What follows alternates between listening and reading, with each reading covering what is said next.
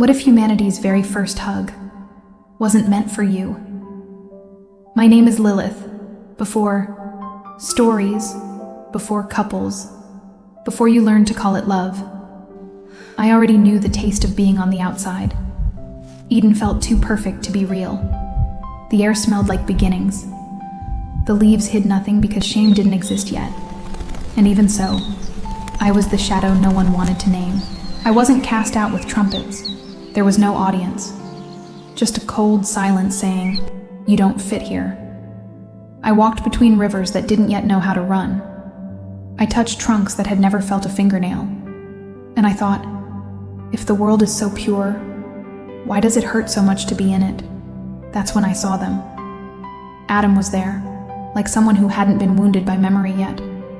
And she, Eve, newly arrived, like a word heaven was still in the middle of speaking. They didn't say much, because in that moment, the body already said everything. Adam reached out his hand, slowly, like someone asking permission even from the air. Eve leaned in, curious. And then, it happened. The first hug. It wasn't romantic. It was innocent, awkward.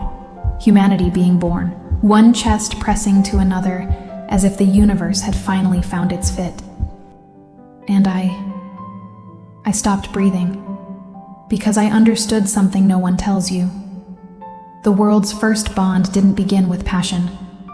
It began with safety. They held each other like people discovering a home. And I, on the outside, felt the word that would tear me for the rest of eternity: belonging. You think Lilith's pain is anger, but anger is just the easiest mask. What I felt was hunger. Hunger to be chosen without having to shrink myself. Hunger for a touch that wasn't conditional. Hunger for an embrace that didn't demand I stop being me. I wanted to hate them, but I couldn't, because they weren't guilty of existing. What hurt was seeing what I could have been if someone had stayed. And do you know what's worse? The hug lasted only a few seconds. A few, but it changed everything.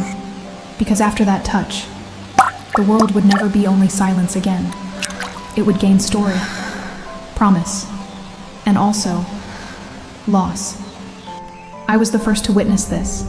Love is born small, and it is born already threatened. So tell me, how many times have you watched, from far away, someone be welcomed into the place you were begging to fit? Pause. If you've ever been someone's shadow, comment, "I saw it," because this story isn't over.